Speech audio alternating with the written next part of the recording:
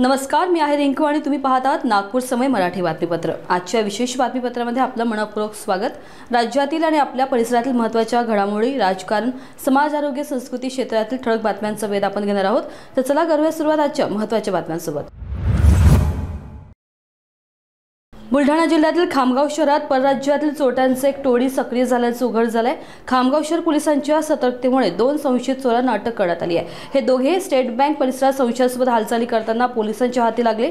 विशेष शाखेच्या चौकशीत त्यांची ओळख सोनू उमाशंकर सिंग आणि त्याचे साथीदार अशी पटली आहे।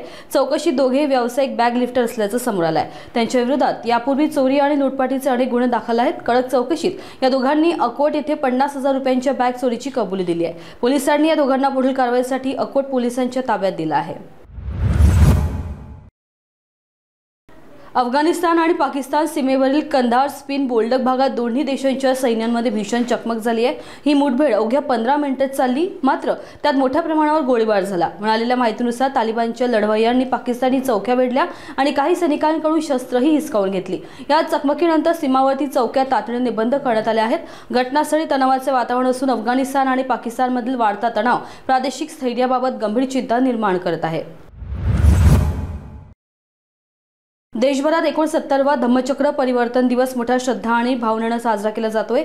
14 ऑक्टोबर 1956 रोजी डॉक्टर बाबासाहेब आंबेडकरांनी बौद्ध धर्माची दीक्षा घेऊन भारतात सामाजिक क्रांतीला नवी दिशा दिली होती। या निमित्ताने कामठीमधील प्रसिद्ध ड्रॅगन पॅलेस येथे हजारो अनुयायी दाखल झालेत। संपूर्ण परिसरात श्रद्धा, शांती आणि करुणेचं वातावरण दिसून आलं। हा दिवस भारताच्या इतिहासातील तो क्षण आठवतो ज्याने समाजात समानता, बंधुता आणि मानवतेचा नवा संदेश दिला। अनुयायांनी बाबासाहेबांना नमन करत त्यांच्या मार्गावर चालण्याचा संकल्प केलाय। जळगाव जिल्ह्यातील चोपडा शहरात झालेल्या घरफोडीचा गुन्हा पोलिसांनी अवघ्या काही दिवसात उकलला आहे। या प्रकरणात पोलिसांनी नंदुरबार जिल्ह्यातील एका सराईत चोराला अटक केली असून त्याच्याकडून 1 लाख रुपयांहून अधिक किमतीचा मुद्देमाल जप्त करण्यात आला आहे। या तपासाची जबाबदारी पोलीस उपनिरीक्षक चेतन परदेशी यांच्याकडे होती। गुप्त माहितीच्या आधारे पोलिसांनी आरोपीला नंदुरबारहून पकडलं। चौकशीत त्याने चोपड्यातील घरफोडीची कबुली दिली असून आणखी एका चोरीत सहभाग असल्याचंही उघड झालंय।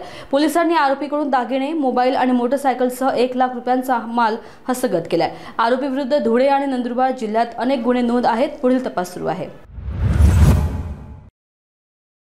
बॉलिवूडचा सुपरस्टार सलमान खान पुन्हा एकदा रॅम्पवर अवतरला आहे। फॅशन डिझायनर विक्रम फडणीस यांनी फॅशन इंडस्ट्रीतील 35 वर्षाचा प्रवास साजरा करण्यासाठी मुंबईत भव्य फॅशन शोचे आयोजन केले। या शोमध्ये तब्बल 100 मॉडेल्सनी पारंपरिक भारतीय सौंदर्य शास्त्रावर आधारित डिझाईन सादर केले। सलमान खान विक्रम फडणीस यांचा शो स्टॉपर बनला आणि त्याने रॅम्पवर चालताच वातावरण दणाणून गेले। सलमानचा हा शाही अंदाज पाहून चाहते भारावून गेले असून त्यांचा रॅम्प वॉकचा व्हिडिओ सध्या सोशल मीडियावर व्हायरल झालाय। आजच्या बातमीपत्रामध्ये एवढंच। देश, जग आणि तुमच्या शहराच्या ताज्या आणि विश्वासार्ह बातम्यांसाठी नागपूर समय बघत राहा। लवकरच आपण पुन्हा एका नवीन बुलेटिनसह भेटू। तोपर्यंत बघत राहा नागपूर समय। धन्यवाद।